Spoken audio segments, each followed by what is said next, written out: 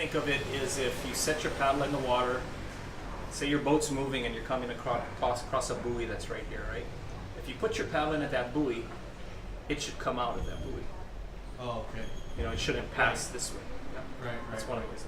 So it's not about your paddle moving through the water, it's about your boat moving to that point that you locked it in, yeah. Alright, we're here with Johnny Puakea. We're going to learn, I guess, the most important part of the stroke, which is... the catch. Okay. I mean, the way I look at the catch as, I don't always want to say it's the most important part of the stroke, but it's the first part of the stroke. And if you don't get that right, then I feel like the rest of your stroke is shot. So, and it's, to me, 95% of the people out there are kind of either soft on their catch or having cavitation, so they're not able to use their whole body, you're not able to use your strength, you're not able to use the conditioning that maybe you've gained, right? So what I want to talk about is, and I wanted to break it down, because as we thought, and we did videos before, I would go to different places for clinics, New Zealand, Australia, and everybody would say, hey, I've been watching your video, I've been working on these things, and I think to myself, this is amazing. I'm super stoked that people are learning from the videos that go out, because when they go out, honestly, you kind of feel like, oh my God, what am I doing out there, right? Saying all this stuff. But they say, oh, you know, I feel like my technique got better, I'm looking for the feel at the catch. And then when I go to do a clinic, I see a lot of people slipping on the stroke. So today, what I'd like to do is... What does that mean, slipping?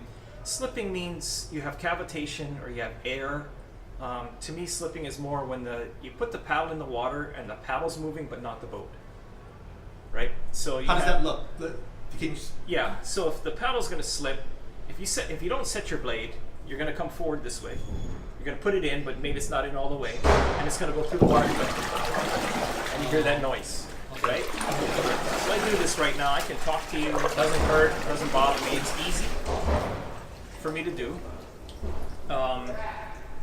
I can actually talk to you while I do this. There's no effort. Just doing effort, but nothing's happening. And what's happening literally is the paddle's not being put in all the way before you start to put pressure on.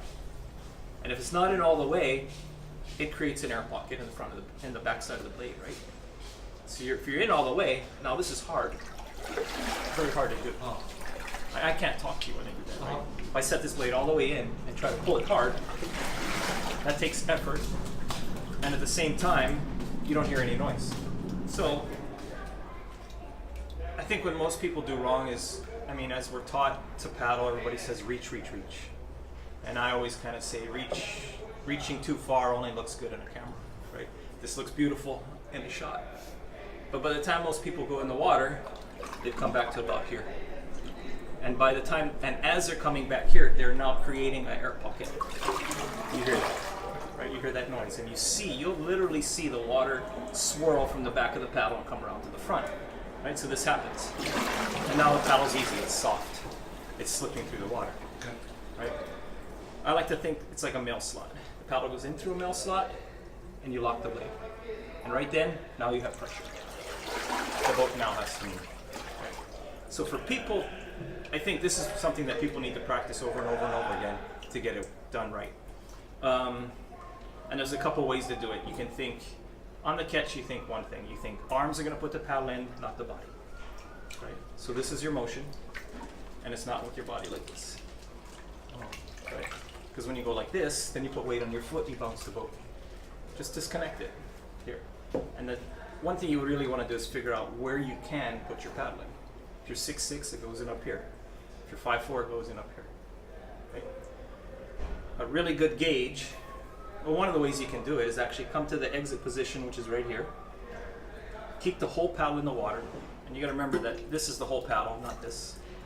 And from here, you move it forward, forward, forward. You don't allow it to come out at all, at all. Just at the all. full blade, full or blade. a little bit above the blade? The whole blade. Okay. At least the whole blade. Okay. Right. So for me, this is my catch position. This is my mark. Okay. Right. If I reach here, I'll never put it in. So you're not doing that full like body reach thing too much? My mindset is put the paddle in where you can set it completely. You got to find that spot for you, right? And the angle where you set it in completely, does that matter? It does. I mean, you want to make sure that you have some sort of forward angle on it without bending the top arm, right? Okay. So kind of if you look at the body positioning, a lot of people talk about the A-frame, kind of like this, right? Mm-hmm. So for me, when the blade is full completely, if the bottom hand is in front of the top hand, without a lot of bend or any bend on it, then I know that the blade's loaded at a nice angle. Right? So you want to think. It's a simple thought process. Two arms straight, set with the body, put the whole paddle in where you can reach it. Right? So here's your drill. You come forward, you put it all the way in without pulling it back, you take it out. Put it all the way in, take it out. Most people will put it in about that far and just kind of do this thing. You can't do that. You got to go all the way. All the way in here, and then when you pull, no noise of air. Right? So it's a pull, or are you pushing down with top hand? Yeah, once you load, you're pressing down using your opposite lat. I mean, there's a lot of things involved, and that's where the the clinics come in, and that's where the 4-hour talks or the 1-hour sessions come with people, and you can kind of talk about that. And I always feel like you don't want to think about too many things at one time. Your body has habits. If you get one of the things in about 4 months and you create that habit, you're going to be a better paddler. And But then the you move most on to the important next. is the catch. The first part should be the thing you get right. Right. Okay. Couple ways to do it. You can use the mail slot thing like this. I also say in a 1-man or in a 6-man, even if you're sitting properly with your feet, when your paddle is in at your foot all the way in, you're at a good spot. If you've sunk your whole paddle at your foot, you've done an amazing job. Because 9 out of 10 people, or even more, will reach here and then sink here. Right? Just go in here. Just go in all the way instead of doing that. Because if I go here, now it's soft. If I go in where I can sink it and lock it first, now it's hard. And that's the difference between locking your blade, moving the boat, and the paddle slipping through the water. So are you focusing on that where you put the paddle in and then it's like the paddle's in concrete and you're moving your boat past it kind of thing? Every time you take a stroke. Okay, so that is a valid Yeah. one. If you come forward and it didn't feel that way, or it felt like it had a little soft on it, the next stroke better be good. That's kind of how you should think. So it shouldn't feel like your paddle's moving through the water. It should feel like your paddle is stuck and you're moving past your paddle. Yeah, exactly. Kind of think of it as if you set your paddle in the water.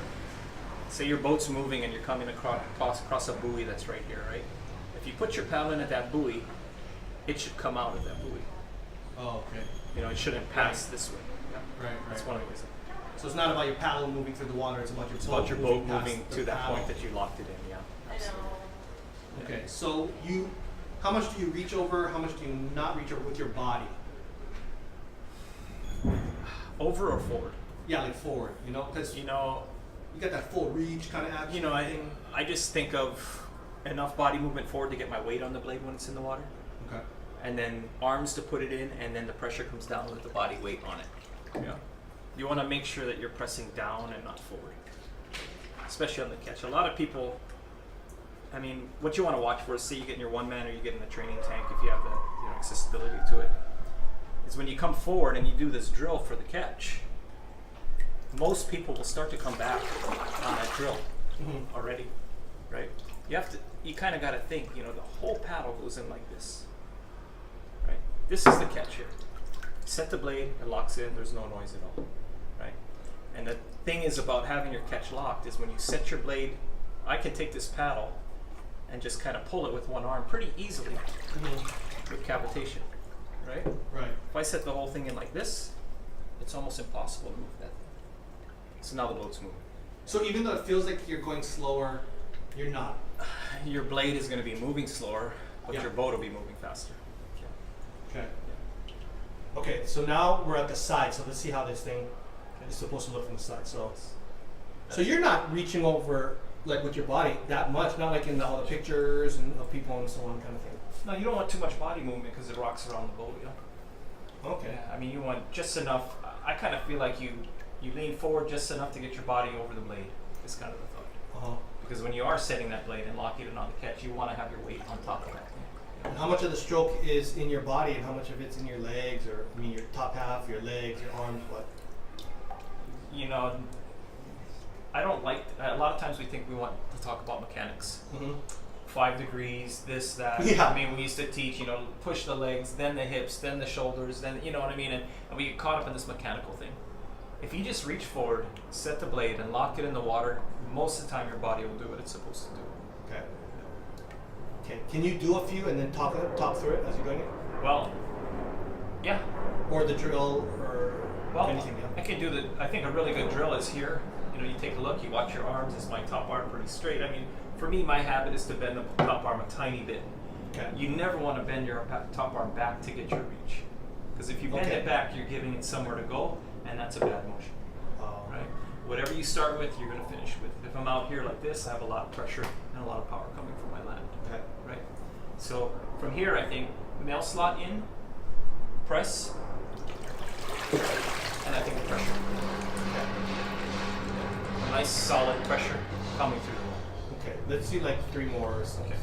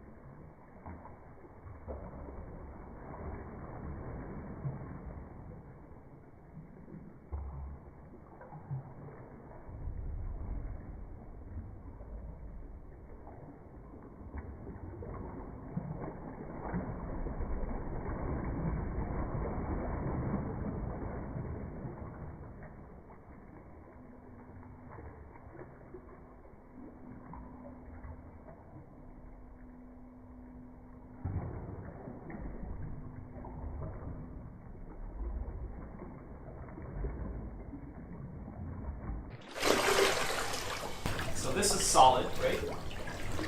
How long it takes. Okay. And this is cavitation. Easy. And I'm doing nothing. Okay. Lock the blade, find the cement, do the drills, whatever it takes to learn how to set that. Okay. Okay, cool. Thanks for watching. Please subscribe. Please comment, give us a thumbs up, and see you next time.